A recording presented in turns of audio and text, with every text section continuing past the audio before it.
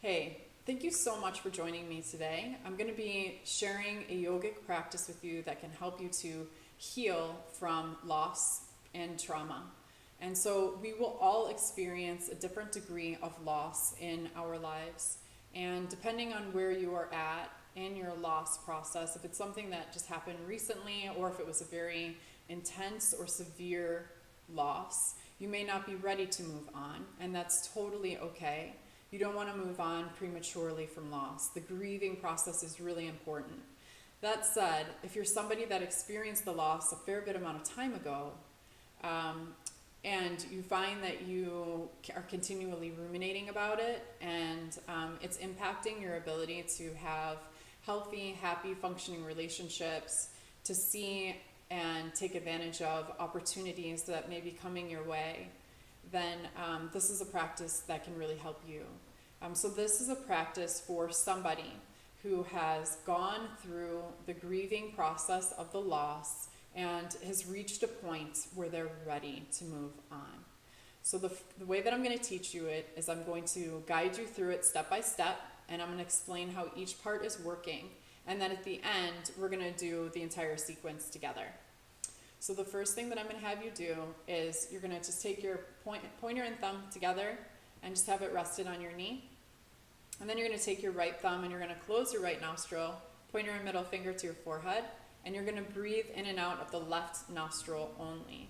So the left nostril, breathing in and out of the left nostril only, helps to pacify and calm the nervous system. It helps to put you into a really, really receptive state. If you breathe in and out of the right nostril only, that's for stimulating and for activization, So if you're going to study or you need to concentrate and focus and really exert your energy, then breathing in and out of the right nostril is what you'd want to do. But we want to calm our nervous system and put ourselves into a more receptive state for the other parts and practices in the meditation. So left hand goes onto the knee. You're going to take your right thumb and close your right nostril, pointer and middle finger to your forehead, and then we're just going to breathe in and out of the left nostril only.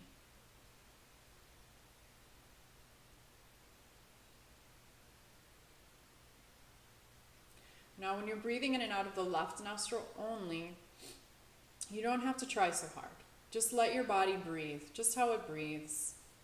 You're just letting your body breathe how it breathes. You don't have to try, you don't have to, hold the breath or control the breath too much. Just observe the breath coming in and out of the body easily through your nose.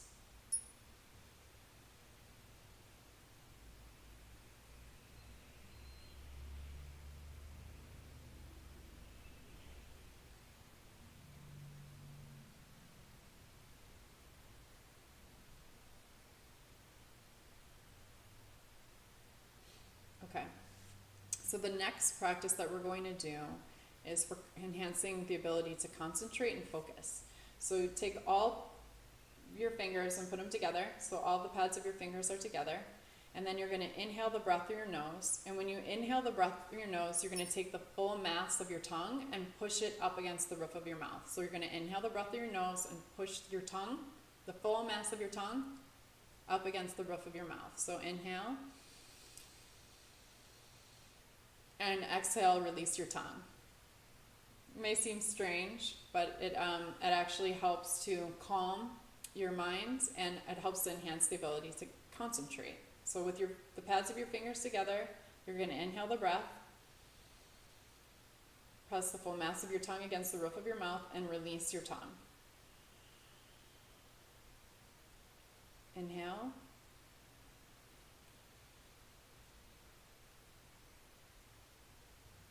Exhale.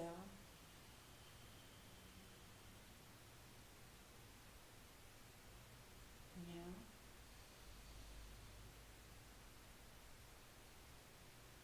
Exhale. Good. So when we actually do the practice together, I'm going to ask you 3 important questions. And when you ask, the first question, for example, is for you to focus on a physical feeling that feels good. And the reason why this is important is because studies on trauma and studies on loss show that there's 3 known effective ways to recover from it. The first one is talk therapy. So speaking about it and talking about it is important. The next one is medication.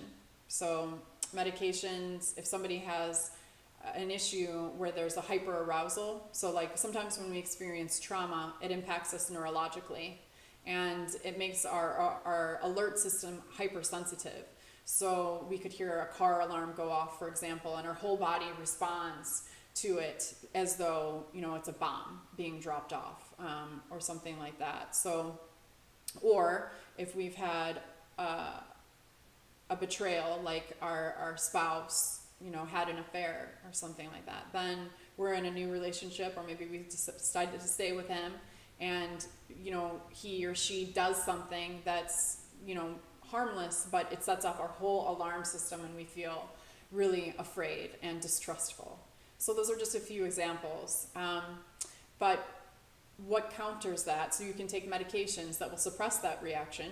And then the third thing, which is so profound to me that it's not more widely talked about or used, is creating an experience, a physical feeling and emotional state that is counter to that traumatic experience, or that particular type of loss. So for example, if you are somebody that has been physically abused, then generating more experiences where touch feels good would be helpful. Or if you are somebody that was betrayed and the trust was really broken, then generating feelings of trust and safety would be extremely important to you.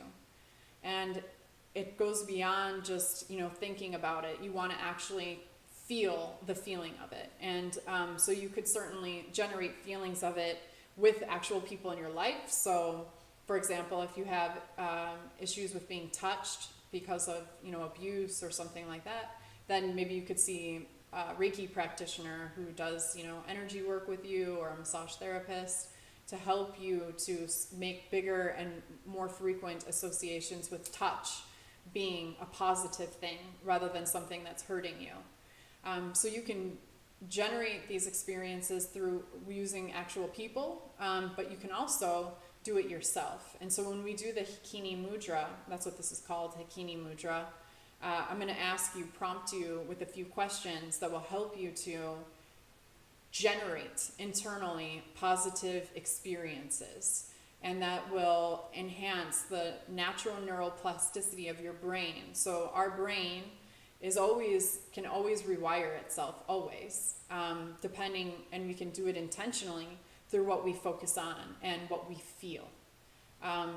So we're going to take advantage of that by generating an internal state, which I will help you to do by prompting you with specific questions.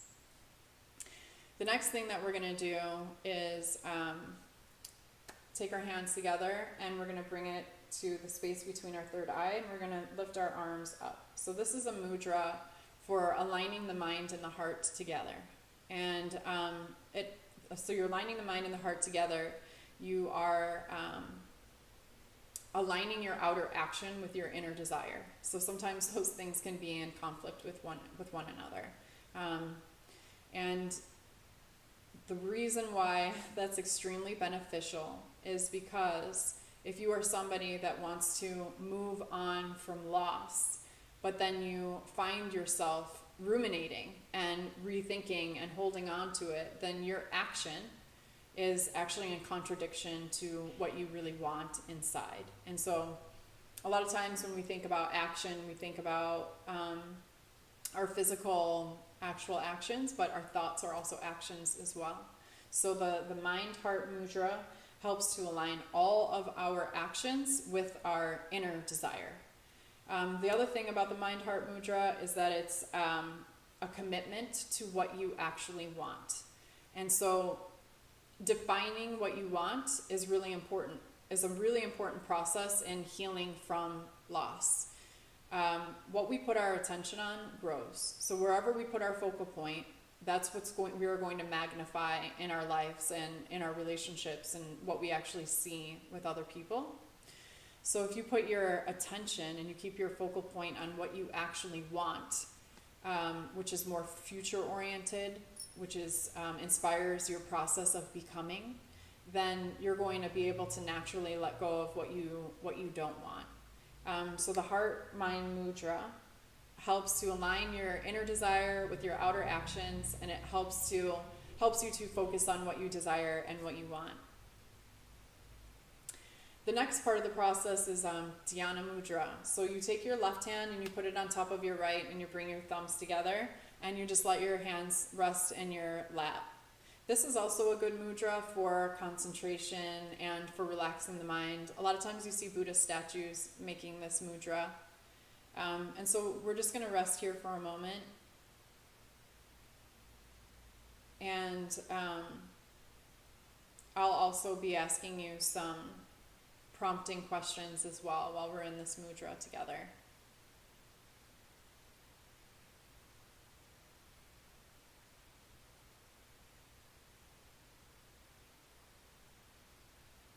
All right, so we're going to do it together now. Okay, so you're going to take your right thumb and bring it to your nostril. Point your middle finger, to your forehead, and breathe in and out through the left nostril only.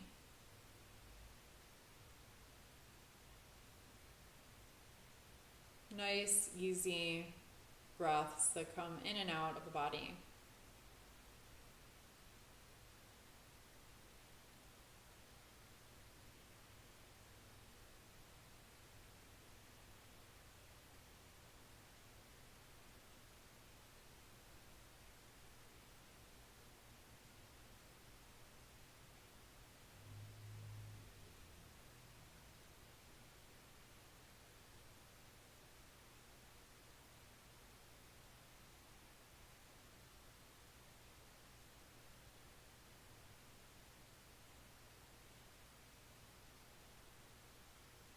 And you're going to bring your hands together,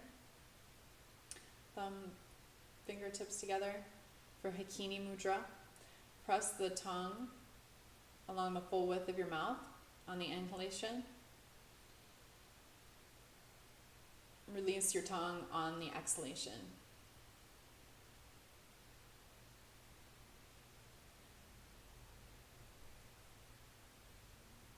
And you're going to do that 7 times.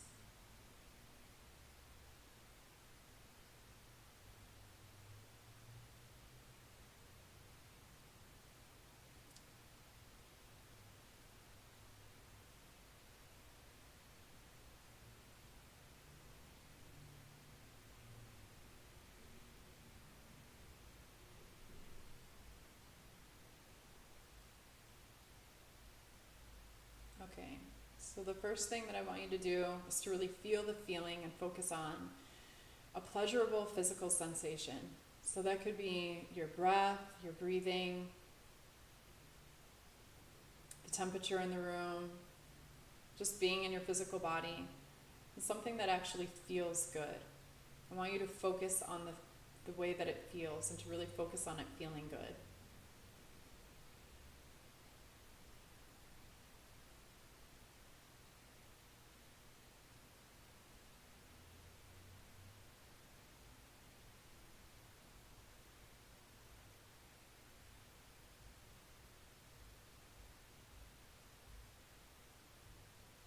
And then the next thing that I want you to do is to bring your attention toward something somebody does that you really appreciate.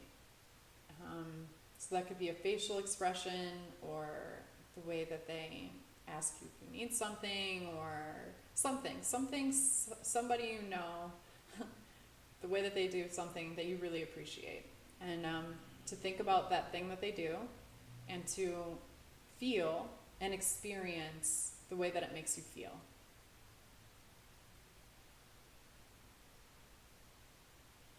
So, like, I like to think about my son's smiling face. Puts me in an instant, happy, good mood to think about it.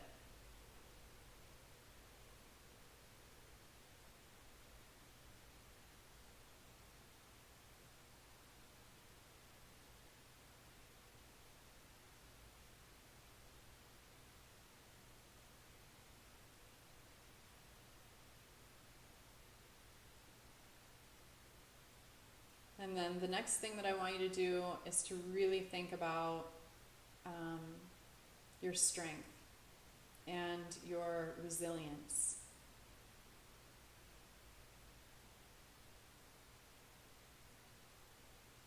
If you're doing this practice with me right now, you certainly have not given up. So you have strength in you. So to observe and see your strength, to focus on that.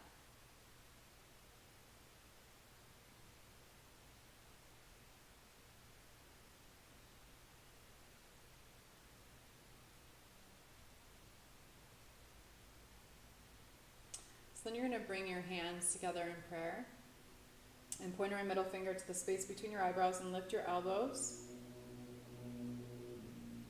for heart-mind aligning mudra.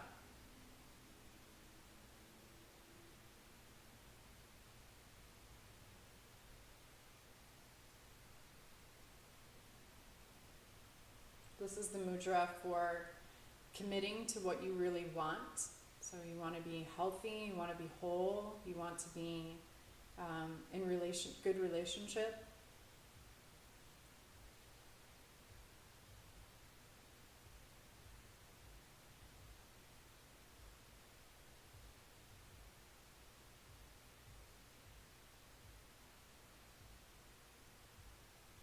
And this mudra is for committing to what you want.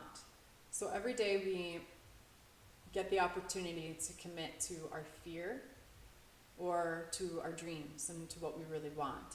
And we make that commitment and we follow through with that commitment with our attention and our focus. So you could always look at what you are afraid of, what you fear, what you don't want, or you could look at what you want, your dreams, the opportunities, the positivity. So this mudra is the commitment to what you want and where you're going to direct your focal point. So we're going to keep it held here just for a little bit longer.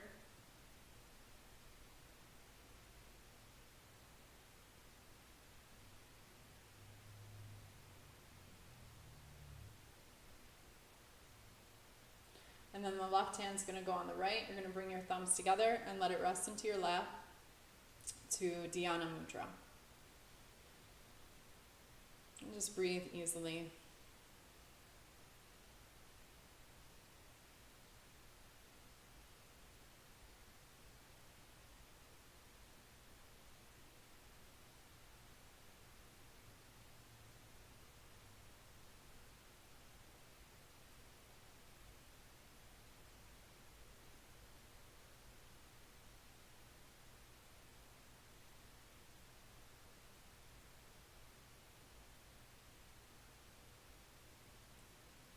So your attention should just be on your breath, just on the experience of your breath coming in and out of your body.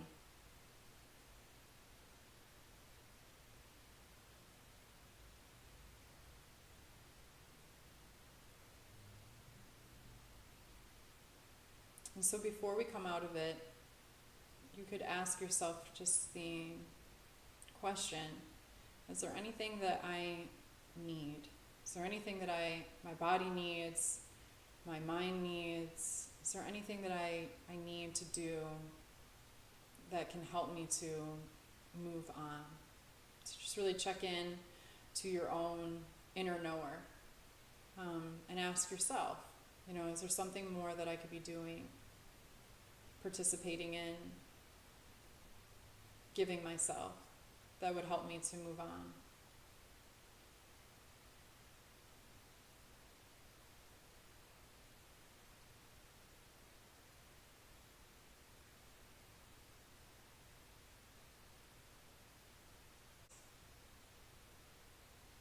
So this practice really helps us to take advantage of the neuroplasticity of our brain.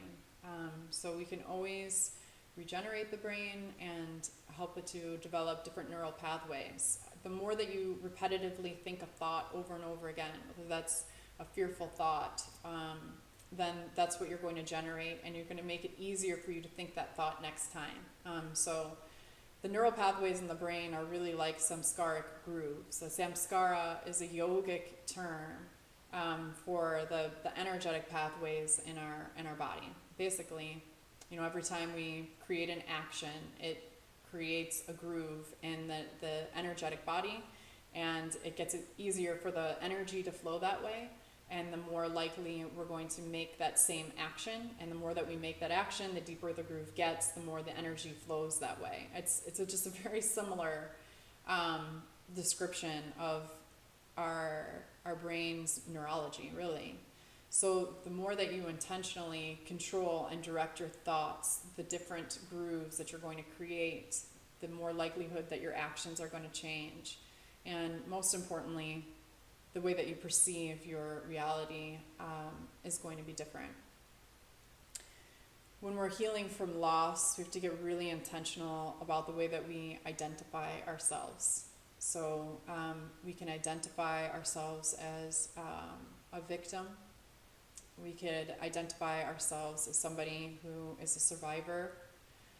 We could identify ourselves as somebody that not only survived but thrived. And this tends to be a characteristic that we see in people that have a lot of resiliency.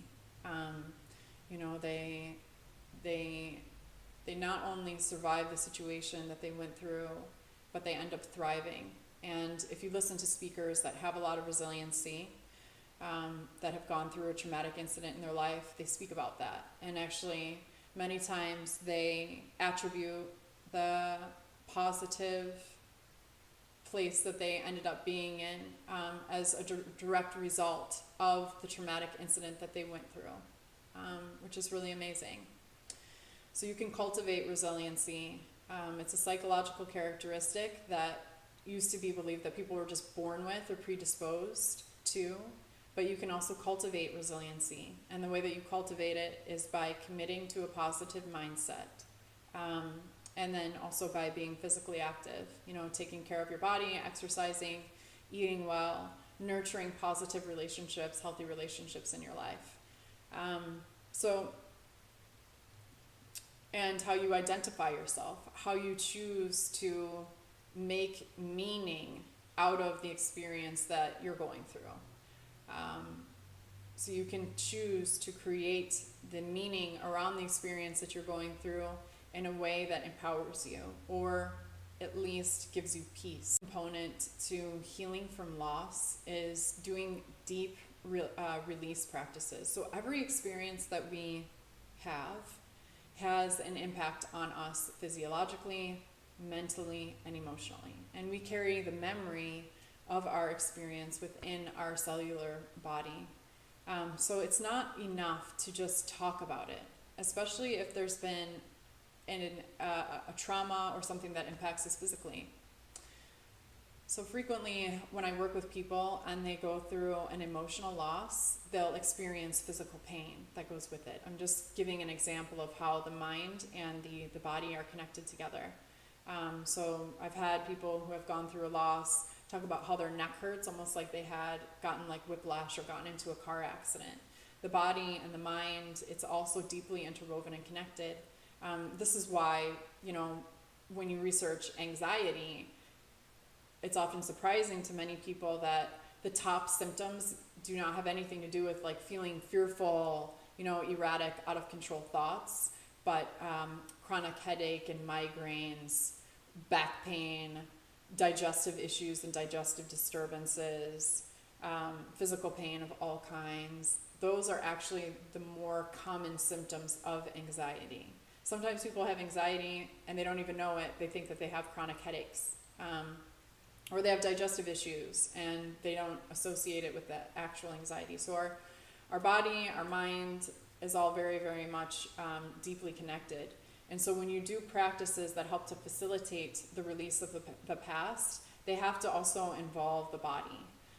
This is something that I use in my practice all the time directly with my clients. I teach how to do this through an 8-week online program that I offer to people all over the world. And we do these practices as well at my center, Hamza, which is in Chicago. So if you're interested in learning how to facilitate the release and to learn more about these practices in general, you can schedule a free consultation with me.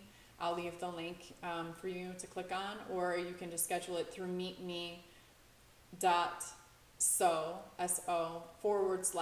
Monica Yearwood. Again, that's meetme.so/Monica Yearwood, or you can press the link below and schedule a free breakthrough session. I do offer these free sessions, but they're reserved for people that have gotten to a certain place in the process where they're really ready to move on and to take action and to move forward. So if that's you, if you are ready to move on from the loss that you've experienced, and you understand that it's now negatively impacted your life, and you're looking for practices and strategies that will help you to not cope but actually move on, then I'd love to speak with you. And again, you can press the link below. Otherwise, I hope that this practice helped you today, and thank you so much for your time, and I will see you soon. Thank you.